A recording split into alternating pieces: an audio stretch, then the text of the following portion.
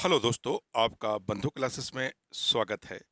Uttar Pradesh police re exam 2024 GS and GK के प्रश्नों को प्रश्नों के अंतर्गत हम लोग आज प्रैक्टिस पेपर 16 को देखेंगे, जिसके अंतर्गत जीके एंड जीएस वाले खंड में कुछ ऐसे महत्वपूर्ण प्रश्नों पर चर्चा करेंगे जो आपके एग्जाम यानी यूपीपी री एग्जाम 2024 में आने की प्रबल संभावना रहेगी। तो आइए शुरू करते हैं आज के सेशन का पहला प्रश्न। पहला प्रश्न है, अटल सुरंग की लंबाई कितनी है? 8.02 किलोमीटर, 9.02 किलोमीटर, 10.02 किलोमीटर, 11.02 किलोमीटर। अटल सुरंग की अगर हम बात करते हैं तो अटल सुरंग जो है पूर्व प्रधानमंत्री अटल बिहारी वाजपेयी के नाम पर इस सुरंग का नाम रखा गया है। अगर अटल सुरंग की स्थिति के बारे में जाने तो अटल सुरंग जो है हिमाचल प्रदेश के यानी एचपी हिमाचल प्रदेश के रोहतांग जिला है, रोहतांग जिले में स्थित है। और ये क्या है, एक रोड सुरंग है। और जिसकी कुल लंबाई की अगर हम बात करें तो यह कितनी लंबी है? 9.02 किमी। ये क्या है? लंबी सुरंग है। और इसकी ऊंचाई की बात कभी कभी ऊंचाई पूछ लेता है तो 30-60 मीटर क्या है इस सुरंग की ऊंचाई है। और स्थिति की अगर बात करते हैं तो हिमाचल प्रदेश रोहतांग जिले में यह सुरंग स्थित है। और अटल बिहारी वाजपेयी यानी जो हमारे पूर्व प्रधानमंत्री थे, उन्हीं के नाम पर इस सुरंग का नाम रखा गया है। तो आपसे पूछ रहा है कि अटल सुरंग की लंबाई कितनी है, तो आपका राइट आंसर हो जाएगा 9.02 किमी। यानी आपका राइट आंसर क्या बनेगा? बी वाला आपका राइट आंसर बन जाएगा। अगला प्रश्न देखते हैं। अगला प्रश्न है, भारत का बृहत्तम प्राकृतिक बंदरगाह कौन सा है? मुंबई बंदरगाह, कोच्चि बंदरगाह, चेन्नई बंदरगाह या तूतीकोरिन बंदरगाह। तो आपको बताना है कि भारत का जो प्राकृतिक बंदरगाह है और उसमें सबसे बृहत्तम बंदरगाह कौन सा है। तो आपका राइट आंसर हो जाएगा मुंबई। मुंबई जो है भारत का सबसे बड़ा बृहत्तम, एक तरह से कहा जाए सबसे बड़ा प्राकृतिक बंदरगाह है। आइए अगला प्रश्न देखते हैं। अगला प्रश्न है, भारत में वायु परिवहन कब आरंभ हुआ था? वर्ष 1911 में, वर्ष 1915 में, वर्ष 1921 में या वर्ष 1926 में? एक तरह से भारत में जो वायु परिवहन की शुरुआत की अगर बात की जाए तो यह किस वर्ष इसकी शुरुआत मानी जाती है? तो भारत में जो वायु परिवहन की शुरुआत हुई थी वह कब हुई थी? वर्ष 1911 में भारत में वायु परिवहन की क्या हो गई थी? शुरुआत हो गई थी। यहीं पर हम आपको बताते चले, या ये भी जानना बहुत जरूरी है कि भारत में रेलवे की शुरुआत कब हुई थी। रेलवे की शुरुआत कई बार ऐसे क्वेश्चन पूछे गए हैं। तो भारत में रेलवे की शुरुआत 1853 में 1853 में भारत में क्या थी? रेलवे की शुरुआत हुई थी, जो पुणे से थाने के मध्य 32 किलोमीटर यानी 32 किलोमीटर का क्या किया था? सफर तय किया था। कहां से? मुंबई से, यानी मुंबई से थाने तक का ये सफर तय किया गया था। आइए अगला प्रश्न देखते हैं। अगला प्रश्न है, भारत के किस राज्य में सड़कों का घनत्व सर्वाधिक है?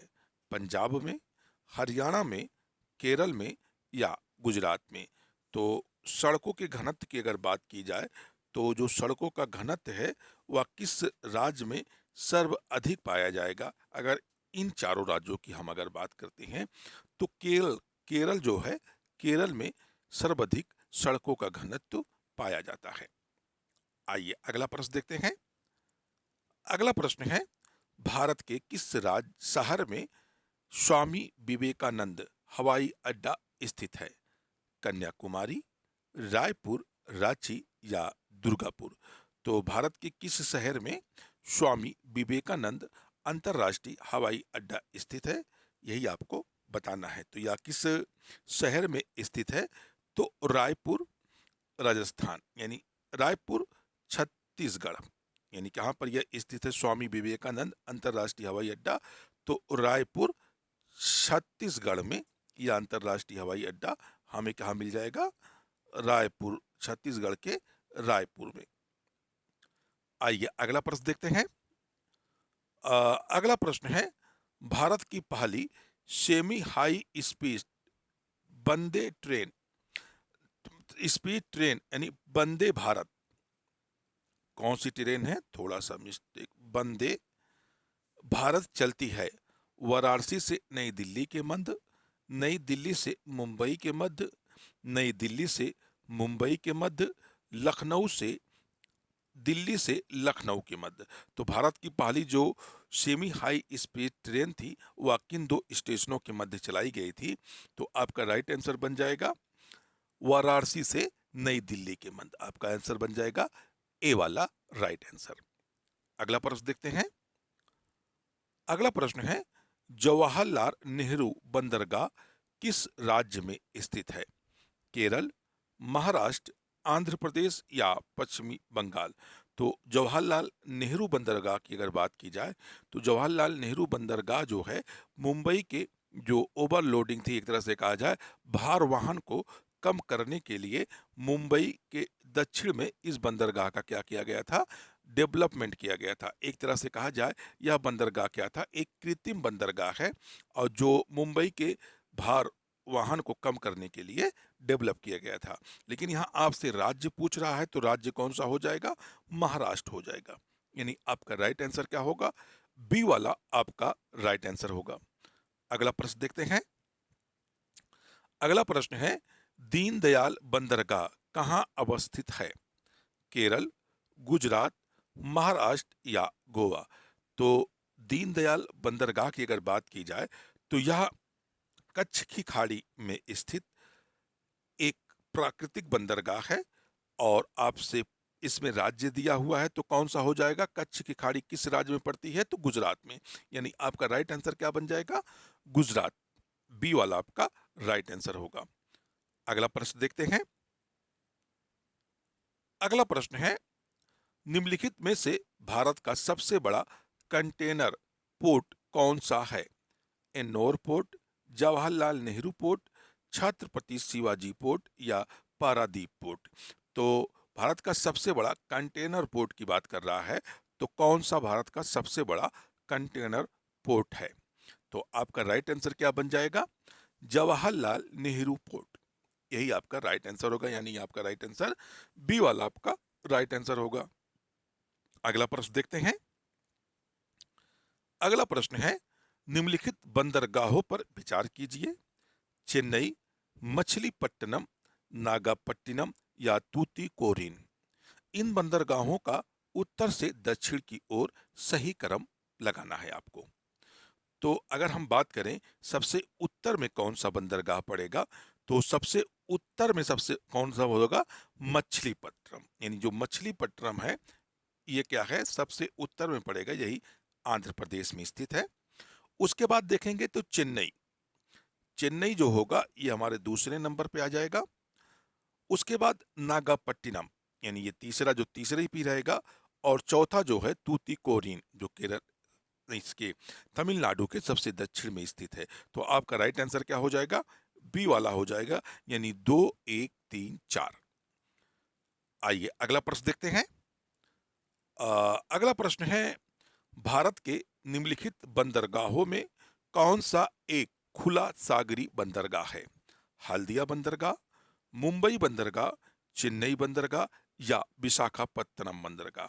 तो कौन सा बंदरगाह है जो एक खुला सागरी बंदरगाह है, तो आपको यही बताना है। तो आपका राइट आंसर क्या हो जाएगा, मुंबई बंदरगाह। यानी मुंबई बंदरगाह क्या है, एक खुला सागरी बंदरगाह है। जो जो कैसा बंदरगाह है, एक नेचुरल बंदरगाह है, यानी एक तरह से कहा जाए प्राकृतिक बंदरगाह है। आइए अगला प्रश्न देखते हैं। अगला प्रश्न है, पारादीप बंदरगाह किस नदी के डेल्टा पर स्थित है? रिहंद नदी, गंगा नदी, महानदी या बैतरणी नदी? तो पारादीप बंदरगाह की स्थिति की बात की जाए तो पारादीप बंदरगाह आंध्र प्रदेश में स्थित है। कहां पर स्थित है? आंध्र प्रदेश में यह बंदरगाह स्थित है। लेकिन क्वेश्चन में आपसे पूछ रहा है कि यह किस नदी के डेल्टा पर स्थित है, तो नदी कौन सी हो जाएगी? तो आपकी नदी हो जाएगी महानदी। यानी महानदी का जो डेल्टा निर्माण हुआ है उसी पर यह बंदरगाह स्थित है, जिसको हम लोग क्या कहते हैं? पारादीप बंदरगाह कहते हैं। आइए अगला प्रश्न देखते हैं। अगला प्रश्न है, नोहा शेव बंदरगाह परियोजना कहाँ स्थित है? कोलकाता, मुंबई, केरल या चेन्नई?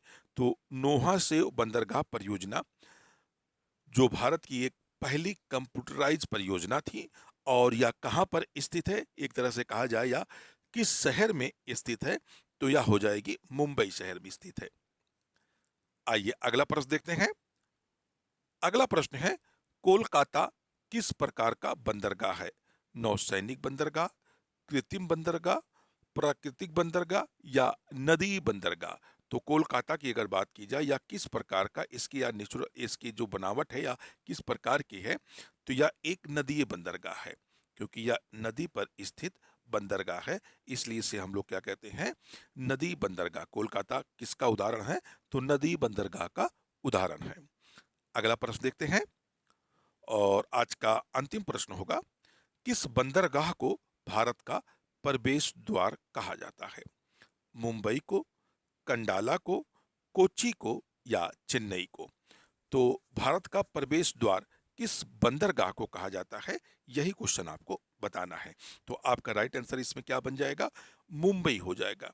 यानी जो मुंबई बंदरगाह है इसे भारत का प्रवेश द्वार कहते हैं। कंडाला बंदरगाह की बात करें, इसी को दीनदयाल उपाध्याय बंदरगाह नाम दिया गया है। यह जो है गुजरात में स्थित है। कहाँ पर स्थित है? तो यह जो है गुजरात में स्थित है।